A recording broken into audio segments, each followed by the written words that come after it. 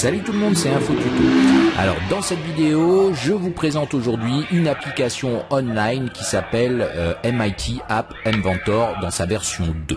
Alors pourquoi la version 2? Parce que c'est un projet qui avait été lancé par Google, qui a été abandonné et qui est maintenant supporté, on va dire, et suivi par le MIT. Et donc cette application est disponible à l'URL ici que vous pouvez voir, appinventor.mit.edu.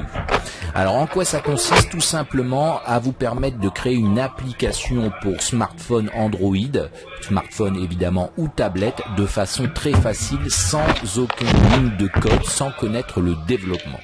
Alors je vous montre tout de suite comment ça marche. C'est lié à votre compte Google, donc vous faites ici sur le site Create Apps. Et vous arrivez sur cette interface. Alors ici un petit, on vous demande ici actuellement un petit, comment on dit, un sondage, mais on va le passer.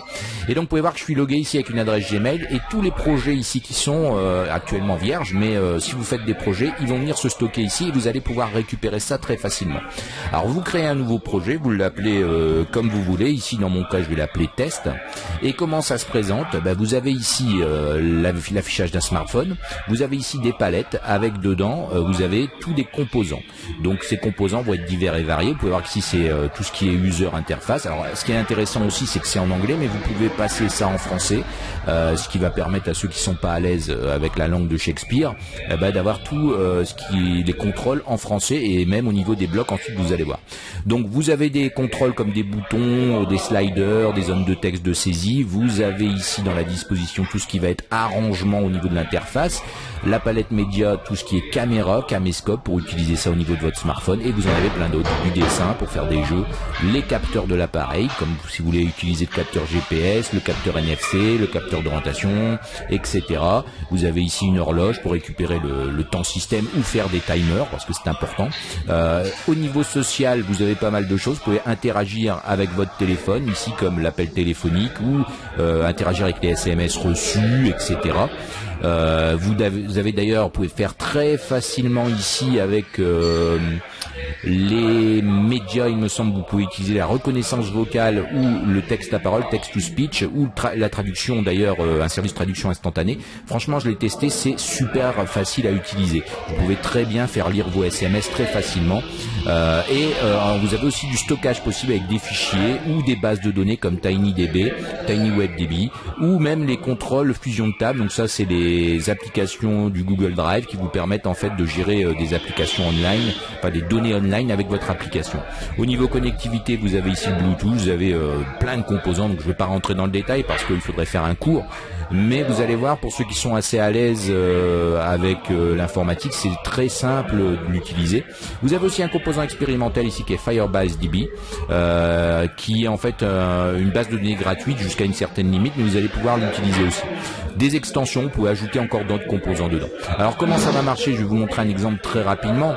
Alors on va prendre ici un composant label qui affiche du texte. Pour ceux qui ont fait un peu de développement, ça va vous parler. Je peux ici modifier ses propriétés dans la colonne de droite. Par exemple, passer ici sa taille à 25. Je peux remplir le composant sur le parent, remplir le parent. On peut voir que ça prend toute la largeur de l'écran. Et ici, au niveau du centre, je peux centrer le texte sans aucun souci. Donc on peut voir que les composants sont ici, leurs propriétés sont à droite. Donc là, je vais vider le texte pour faire une application très simple. Je vais mettre ici un bouton en dessous. Je vais faire pareil, je vais remplir le parent par exemple, et ici on va lui mettre en propriété des textes affichés par exemple, peu importe. Donc là j'ai une application qui fait rien. Comment ça va fonctionner au niveau du code? C'est des blocs en fait, tout simplement. Donc ici vous avez les propriétés des composants, tous les composants sont utilisables là, et ensuite pour faire une action à votre application, vous allez au niveau des blocs. Alors ça rappelle Scratch pour ceux qui connaissent, c'est le même principe. Et vous avez ici vos composants, vous avez des blocs incorporés qui vont vous permettre par exemple d'afficher du texte, faire des opérations mathématiques, arithmétiques, des blocs logiques pour envoyer vrai ou faux, égal et ou, des blocs de contrôle avec des conditions, avec des boucles, les variables si vous voulez initialiser des variables. Bon, et ici les événements, les événements et les propriétés liées aux composants. Donc par exemple ici si je prends mon bouton, j'ai ici en orangé tout ce qui va être événement. Donc je vais pouvoir par exemple choisir le clic. J'en ai plein d'autres, focus reçu, focus perdu, enfoncé, bouton retiré. En vert vous avez les propriétés. Donc je vais prendre ici quand bouton un clic, qu'est-ce que je vais faire? Je vais prendre ici une propriété, mettre mon label 1, et là je vais choisir sa propriété, texte, et je vais aller chercher un bloc incorporé de texte, et je vais lui faire afficher par exemple le Hello World, qui est quelque chose d'assez fréquent quand on démarre quelque chose. Et là, comment tester son application? Vous avez plusieurs possibilités. Soit vous connectez en USB avec un câble, soit vous utilisez un émulateur, soit vous avez le compagnon AI qui va vous donner un flash code, en fait, tout simplement. Il faudra sur votre smartphone mettre une application qui s'appelle le compagnon, qui est disponible sur le store. Vous flashez et vous allez en direct le résultat. Évidemment, vous pouvez, au niveau de construire, créer carrément ici un APK et récupérer sur votre ordi. Donc c'est relativement simple. Et dans le cadre où vous voulez utiliser l'émulateur ou l'USB, il vous faudra l'AI Starter. Donc c'est un programme que vous allez retrouver, qu'il faudra installer sur votre machine. Alors pour récupérer le starter qui fait partie du pack Tools, vous allez de nouveau sur la page d'accueil de MIT App Inventor, vous cliquez ici sur Get Started Start et vous avez ici les setup instructions. Donc ça va être simple, on va vous expliquer ici quelle méthode vous voulez utiliser. Vous avez d'ailleurs ici le lien vers le Google Play par rapport à l'application que vous pouvez installer sur votre smartphone qui est MIT AI2 Compagnon. Donc qui vous permet tout simplement de faire une liaison sans câble, sans rien. En fait, vous allez scanner un QR code et vous allez pouvoir tester votre application en live sur votre smartphone sans rien, sans raccorder. Ça va passer par les serveurs du MIT App Inventor et en fait vous allez récupérer le code tout simplement sur votre smartphone, mais vous pouvez aussi l'installer comme ça, donc c'est quand même très intéressant. Alors nous, ce qui va nous intéresser, je vais revenir ici sur la première page, c'est une des trois méthodes, donc la recommandée en Wi-Fi avec le compagnon.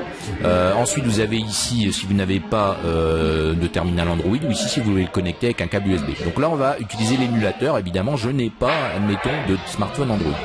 Vous installez ici les tools qui vont être ici pour Mac, pour Windows ou pour Linux. Vous cliquez et sur la page vous avez ici l'installeur et vous installez ici MIT App Inventor Tools. Donc une fois installé, évidemment vous le lancez. Moi je l'ai déjà fait et on lance l'AI Starter et on peut voir ici qu'on a une fenêtre en ligne de commande avec l'émulateur, enfin pas l'émulateur, pardon, le serveur ici qui va être géré. Tout simplement, on n'a pas besoin de trop comprendre les choses. C'est vraiment fait pour ceux qui débutent. Donc ensuite, si je retourne au niveau d'MIT, si je veux tester mon application, maintenant je vais faire Connect Emulator. Et là, on va devoir patienter le temps que l'émulateur s'ouvre. Alors c'est pas très rapide, mais pour ceux qui n'ont pas de smartphone Android, vous pouvez voir que du coup c'est possible de développer des applications sans avoir de terminal Android ou une tablette.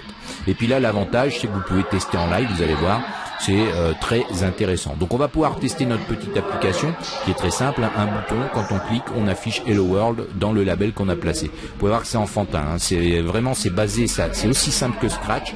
J'étais très sceptique quand je l'ai essayé la première fois. Je me suis dit bon, ça ressemble à Scratch, c'est pour les enfants.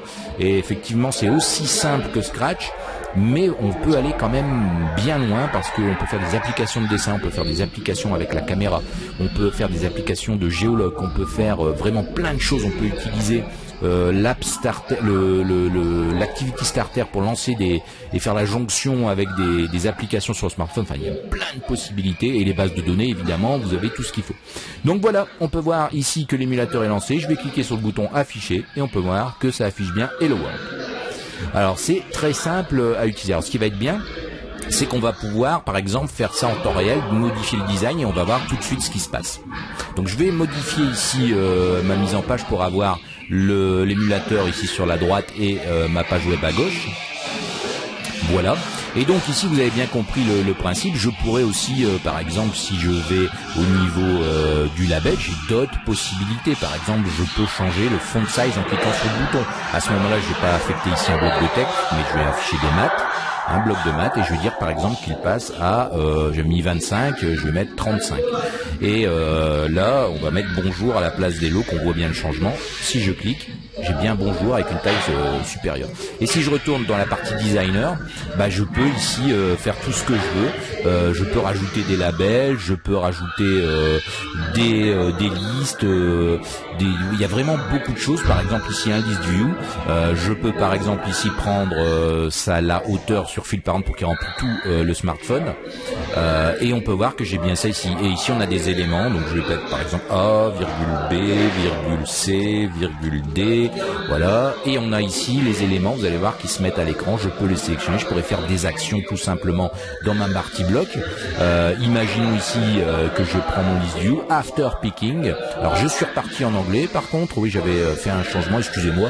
Donc pour partir en anglais, en français évidemment vous êtes menu français.